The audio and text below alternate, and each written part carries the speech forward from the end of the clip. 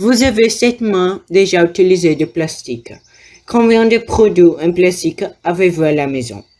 Savez-vous comment ces objets, lorsqu'ils sont jetés de manière incorrecte, peuvent polluer l'océan? Des grands ensembles. Les plastiques sont partout dans notre vie quotidienne. Cependant, une élimination appropriée finit par les transporter directement dans l'océan, qui finissent par être ingérés par les animaux marins et pas nous, les humains. Aujourd'hui, environ 10 millions de tonnes de plastique sont jetées chaque année et environ 150 millions de tonnes sont déjà dans la mer, mettant environ 400 ans à se décomposer. Selon les sondages du Forum économique mondial des dados, en 2050, il y aura plus de plastique que de poissons de la mer, ce qui sera un problème majeur pour la planète. Il y a des mesures prises à l'Université fédérale de Pernambuco. Le rectorat interdit à partir de cette année l'utilisation et vente d'emballages en plastique, bouteilles, fourchettes, verres, assiettes, etc. Monsieur Moacir Araújo, sonographe et vice-directeur de l'Université fédérale de Pernambuco. Sabe como sonographe, quels sont les problèmes principaux du plastique dans la mer? En fait, le plastique il agit sur différents écosystèmes et surtout sur les populations, sur les êtres vivants dans l'océan, dans toute la chaîne trophique. C'est un problème qui aussi touche beaucoup toutes les activités humaines en mer, c'est-à-dire que tous les pêcheurs aussi sont aussi concernés par cette problématique du plastique. Parce qu'une fois qu'elle rentre dans la chaîne alimentaire, elle remonte ça et va jusqu'à l'être humain. Et ça, c'est vraiment très dangereux parce qu'on sait bien que le plastique, il est un produit qui vient du pétrole. Ce qu'on dit, c'est le plastique qu'on peut vraiment utiliser et jeter dans la nature. C'est ça qui arrive aujourd'hui. Donc, l'Université fédérale de Pernambuco, elle a arrêté tous ces genres de plastique dans les 3 campus que nous avons ici à Pernambuco. Quelles ont été les principales raisons d'interdire les plastiques et la web? Ça, c'est une très bonne question. En fait, si on veut attaquer les problèmes, il faut d'abord attaquer les sources des problèmes. C'est-à-dire qu'il faut absolument arrêter de consommer le plastique qu'on n'a pas besoin. Je parle de plastique qu'on n'a pas besoin parce que bien sûr, on ne peut pas se débarrasser du plastique dans notre vie. En Pernambuco et au Brésil, a créé un projet de loi numéro 68/2019 qui interdit la commercialisation et distribution gratuite de jetables plastiques en établissements commerciaux comme hôtels, boulangeries, bars, restaurants et similaires. Les établissements ont l'obligation de disponibiliser jetables biodégradables comme les feuilles de papier, bambou, etc. Cette loi approvée par le gouverneur Paulo Câmara entrera en vigueur en 2022. La personne qui fait défaut de la loi peut s'offrir une balle de 500 à 5 000 euros brésiliens. Quelle est la meilleure manière pour éviter l'arrivée de plastique dans la mer? Réduire la consommation, c'est la solution, parce que seulement 9% de plastique est recyclé à travers la planète. Voici dessus quelques façons pour réduire le plastique. Le premier conseil, c'est quand vous allez au supermarché, n'utilisez pas le sac plastique. Tu peux mener ton sac écologique parce que tu peux stocker son achat. Le conseil suivant est d'utiliser bouteilles réutilisables, qui sont écologiques et très stylieuses. Lorsque vous emballez des aliments à la maison, choisissez d'utiliser discrètement un verre plutôt qu'un plastique, car ils sont plus résistants et moins polluants. Pour éviter l'utilisation des pailles plastiques, l'un des principaux polluants de l'océan, utilisez les pailles réutilisables, comme les qui sont faites de métal, verre et bambou. Essayez d'utiliser des assiettes lavables au lieu d'assiettes jetables. Vous pouvez éviter d'utiliser des vêtements qui sont faits avec des tissus plastiques, comme le polyester. Réutilisez des objets en plastique pour fabriquer d'autres objets. Par exemple, une bouteille en paix peut devenir un vase pour plantes, etc. Ensuite, tout ce que nous parlons, nous entendons que tu comprenez les problèmes du plastique et l'enfouissement et commencez à changer aujourd'hui. Au revoir! Au revoir!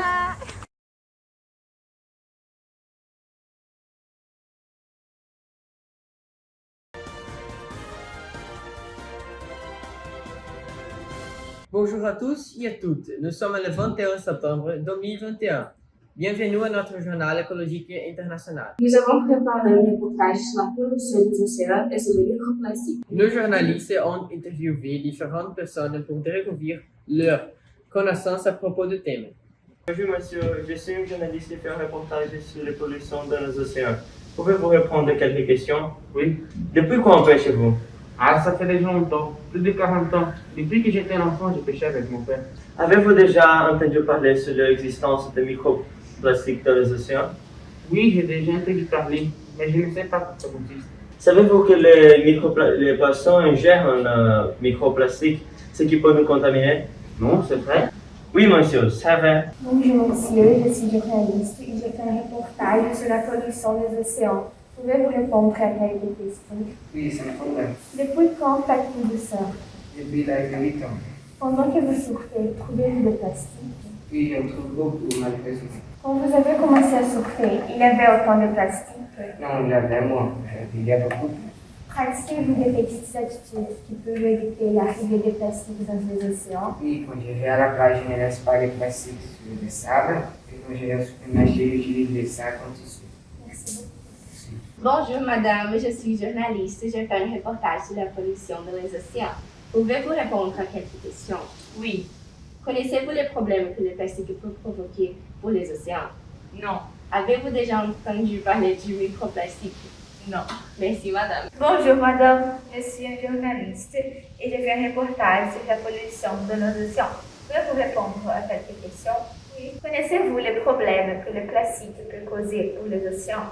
Oui, je crois que oui. Pouvez-vous en citer au moins un?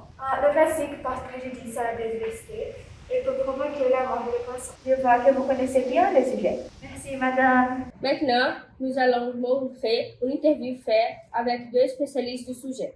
Bonjour à tous et à toutes, je suis ici avec des spécialistes françaises qui nous parleront sur cet important sujet. Je suis ici avec Jacqueline Marie Cousteau, professeure de la Sorbonne, et Amélie Clémentel, chercheuse de l'Institut de sciences de l'environnement. Amélie, depuis quand la pollution des océans a attiré l'attention de la communauté scientifique? L'extraction de pétrole a engendré la production de plastique. La publicité et le monde capitaliste nous incitent à consommer de plus en plus.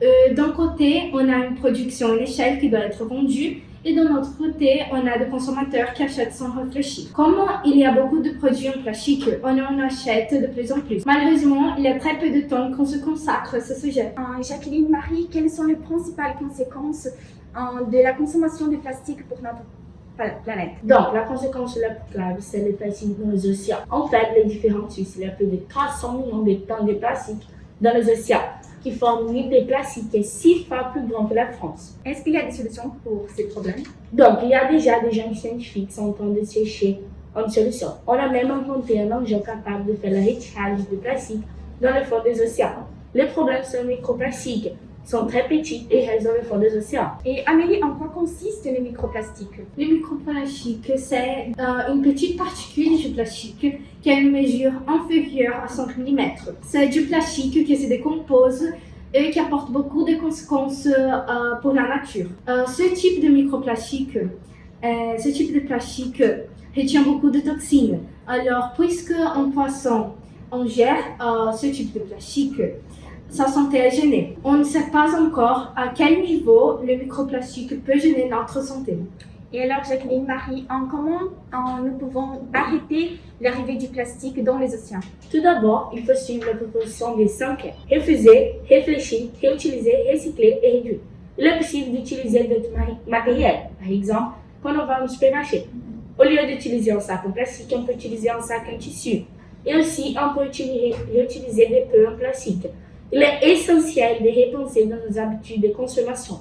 Amélie, pouvez-vous nous donner d'autres conseils?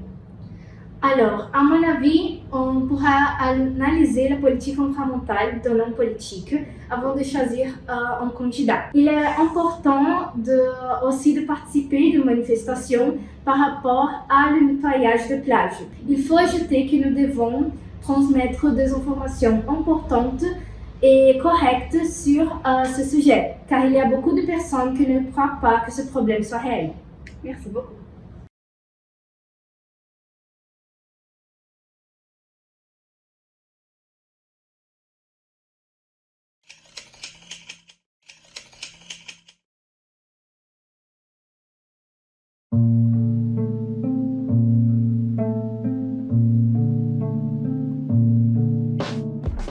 Bonjour!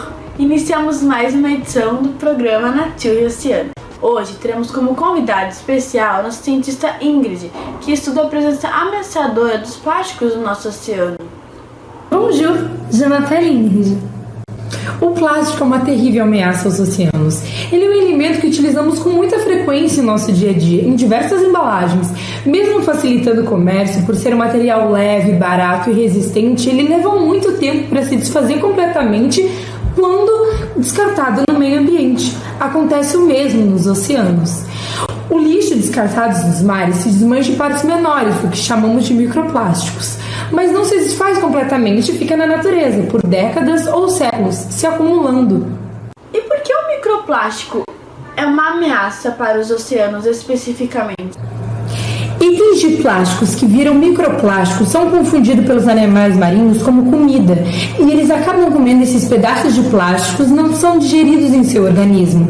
O plástico fica preso em seus intestinos e eles não conseguem mais se alimentar e morrem de fome. Todo o plástico, já que se acumulou nos oceanos, se formou o que chamamos de continente de plástico. Muitos estudos indicam que em 2050 haverá mais plástico do que peixes nos oceanos, e isso é um desastre. Nossa situação realmente é muito grave.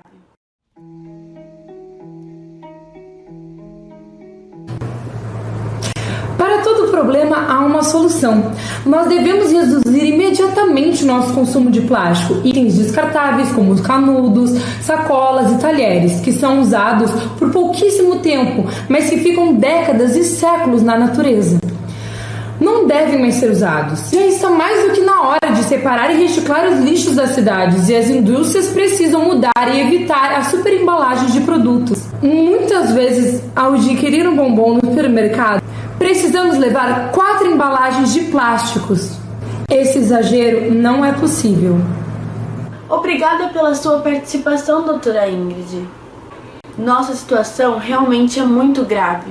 Esquecemos que também fazemos parte da natureza e, destruindo o meio ambiente, estamos acabando com o nosso futuro. Agora, queremos saber de você, telespectador, o que você faz na sua casa para amenizar a situação do nosso planeta Terra.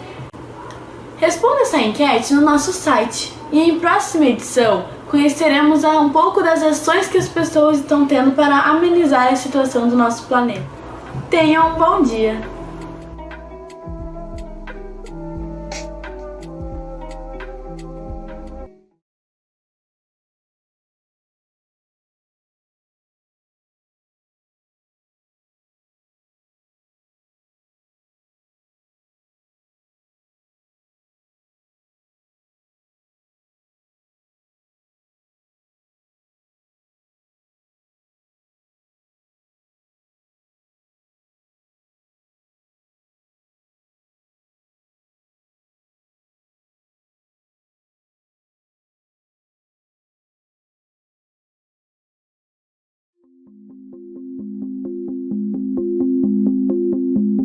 La vie en mer est un danger. Les microplastiques deviennent progressivement la menace la plus sérieuse pour la survie de ces animaux. Une étude réalisée en 2016 par la Fondation Ellen MacArthur et le cabinet de conseil McKinsey a révélé que d'ici 2050, la quantité de ces matériaux dans les océans sera écrasante. À ce rythme, les microparticules de polymères deviendront plus nombreuses que les êtres vivants eux-mêmes. C'est une menace invisible. Et après tout, quels sont ces microplastiques? O plástico é um grande problema que gera muito impacto ambiental na atualidade. E a degradação gera uma série de fragmentos de plástico menores que nós chamamos aí de microplásticos. C'est ainsi qu'ils configurent une menace invisible. Si les animaux marins ne peuvent pas les distinguer, les humains préfèrent faire semblant de ne pas les voir non plus. Son origine s'est faite de plusieurs manières. Ils peuvent être transportés par les courants d'eau et des vents provenant des vêtements, des produits cosmétiques et des fuites des plateformes pétrolières. Cette irresponsabilité est à l'origine de grands dangers pour la vie dans l'océan, au sein des chaînes alimentaires. Trata-se de uma transferência de energia alimentar desde sua origem pelos organismos autotróficos até aos organismos heterotróficos. eutróficos que são considerados consumidores. Em qualquer ecossistema, quando eu mexo na diversidade de determinada espécie, eu certamente estarei afetando uma outra espécie ligada a ela. Seja essa outra espécie um predador, seja ela a espécie que serve de alimento. Ainsi, une fois clarifiée l'importance de l'équilibre des populations marines et de la nature dans son ensemble, il est possible de comprendre comment le problème peut être amplifié. C'est là qu'intervient le concept de bioaccumulation.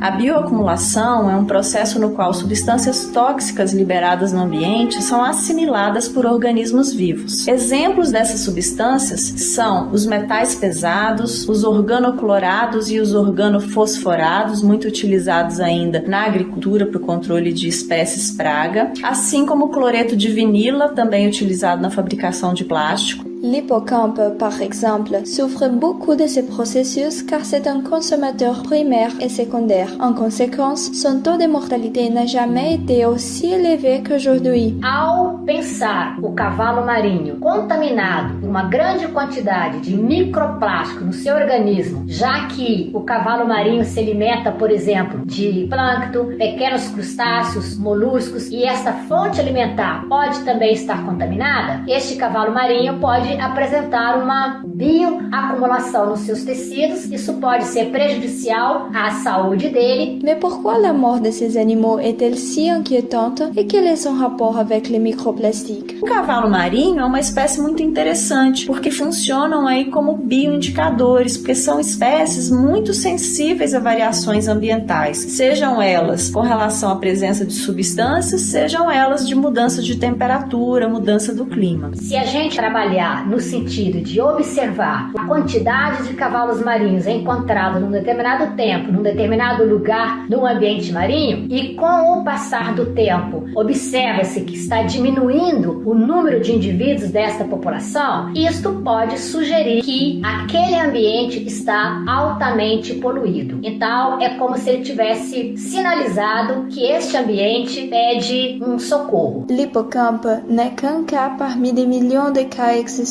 Comment gérer la situation maintenant qu'elle est à un niveau si avancé? Nós precisamos ser consumidores mais conscientes para que nós façamos escolhas mais conscientes que minimizem os nossos impactos sobre o meio ambiente. Um exemplo disso é escolher produtos alternativos que não utilizem desses compostos no seu processo produtivo, minimizando aí os impactos sobre o ambiente. O processo de educação ambiental, que está muito ligado ao consumo consciente, à reciclagem, aos 5R, é importantíssimo nesse processo de conscientização. Além disso, o desenvolvimento de novas tecnologias é fundamental. De cette façon, avec l'effort collectif pour réduire l'utilisation des plastiques au quotidien, nous pouvons construire un avenir dans lequel cette situation est inversée. L'hippocampe doit être pour nous un symbole de lutte et de résistance contre cette menace pour la vie.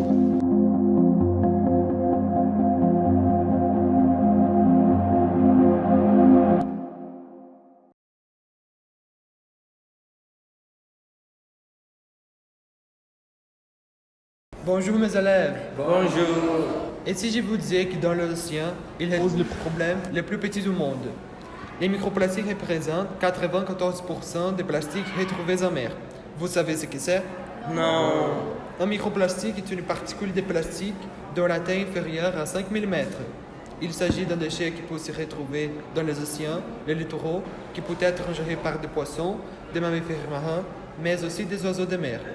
Ils sont retrouvés des vitamines synthétiques, des sacs en plastique, des filets de pêche abandonnés en mer, des microparticules libérées par les pneus de voiture, du sel et même l'air que nous respirons. Mais monsieur de Mardi, vous nous dites que nous respirons des microplastiques?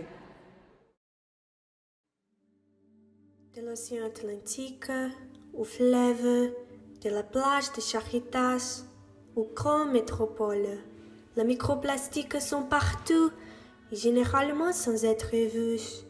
Les analyses de plus en plus détaillées révèlent le caractère omniprésent de ces fragments. Sphères ou fibres plastiques d'un diamètre ou de longueur allant jusqu'à 5 mm et souvent micrométriques. Ils ont déjà été trouvés non seulement dans l'air que l'on respire, dans des environnements terrestres, marins et des réservoirs d'eau douce, mais aussi dans le lieu des robinets en bouteille, dans les sels marins, le miel, la bière, les fruits de mer et les poissons consommés par l'homme, et par conséquent dans la face humaine. Ce sont plus de 30 millions de tonnes de plastique produites chaque année, alors que la moitié de ces matériaux va à la poubelle maintenant et seulement 9% sont recyclés. Les 91% restants polluent l'air, la terre et l'eau. Une partie de ces restants se retrouve dans nos poumons. Comme notre corps ne peut pas éliminer de minuscules particules de plastique, s'agglutinent dans les tissus pulmonaires ou pénètrent dans le sang, ce qui peut provoquer certaines maladies. Les microplastiques absorbent certains polluants de l'air, comme ceux qui sortent d'échappements de véhicules. Les composés organiques pouvant également se lier à ces particules, les transformant en une sorte de substrat pour virus et bactéries, qui forment une sorte de biofilm. Avec la possibilité d'inhaler ces particules, notre santé pourrait être affectée. La science n'a pas encore découvert tous les effets que l'inhalation des microplastiques peut causer, mais des études montrent que les dommages à la santé humaine sont grands. Les microplaques trouvées dans les tissus pulmonaires indiquent que le corps ne peut pas se débarrasser de toutes les particules. Les composants disséminés dans l'air peuvent aussi transporter d'autres polluants toxiques qui sont présents dans notre quotidien. La classe militaire de lycée Brésil France a fait une recherche sur la quantité de sacs utilisés dans certains commerces locaux. Dans un marché situé à Caraïbes et Terroir, par jour sont utilisés environ 2000 sacs en plastique. Chaque année, le nombre est encore plus effrayant, environ 720 000 sacs en plastique.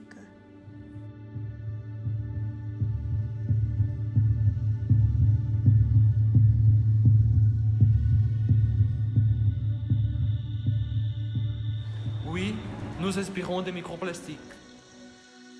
Conseil pour limiter la pollution aux microplastiques. Prioriser les produits biodégradables. Jeter consciemment les déchets.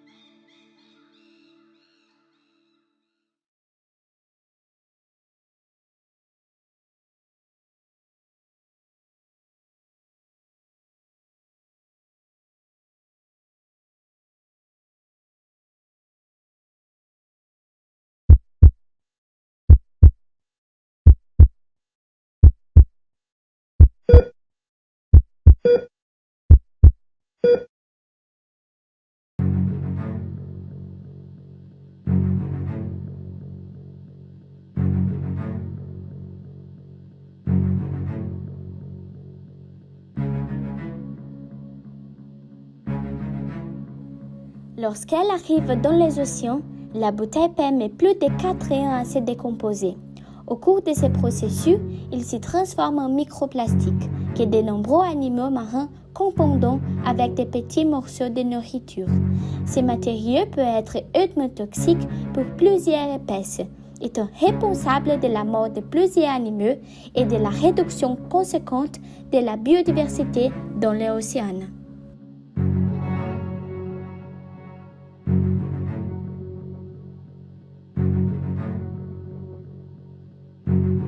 Lorsqu'elle est jetée dans les ordures ménagères, la bouteille en PET finit par être émenée dans des décharges où elle restera jusqu'à ce qu'elle se décompose complètement. Rappelons cependant que le temps de décomposition de cette matière est très long et, en plus on jette des bouteilles PET dans les ordures ménagères, plus la quantité de déchets accumulés dans les décharges.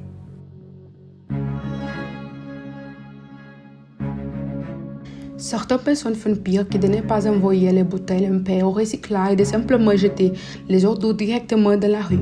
Lorsque cela se produit, les matériaux polluent les villes et contribuent directement à l'augmentation des inondations et à la formation de dépotoirs dans les terrains vagues. En conséquence, il y a plusieurs perturbations pour la population qui souffre de la paralysie des rats, des cafards et de plusieurs autres animaux qui transmettent de la maladie.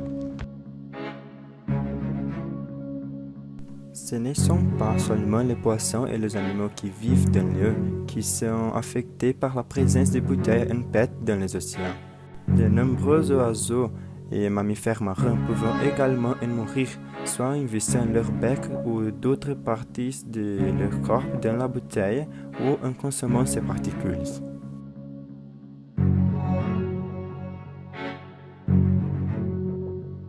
Une quantité croissante d'algues dans l'océan pourrait entraîner un excès de consommation d'oxygène, ce qui en ferait manquer pour d'autres espèces. Au-delà, il interférerait sur le chemin de la lumière vers le niveau inférieur, diminuant ainsi les chances que la vie se développe correctement.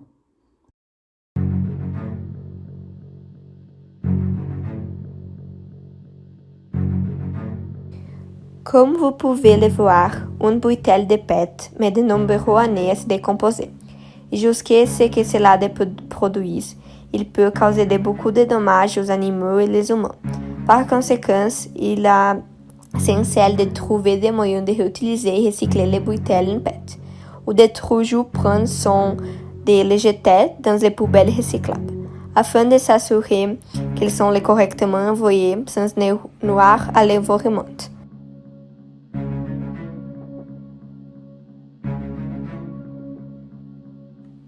En plus du recyclage, nous pouvons réutiliser nos déchets plastiques. Et tu sais comment? Les bouteilles en plastique peuvent être coupées en deux et utilisées dans votre jardin. De cette façon, vous stockez l'eau de pluie et vous n'avez pas besoin d'arroser vos plantes tous les jours.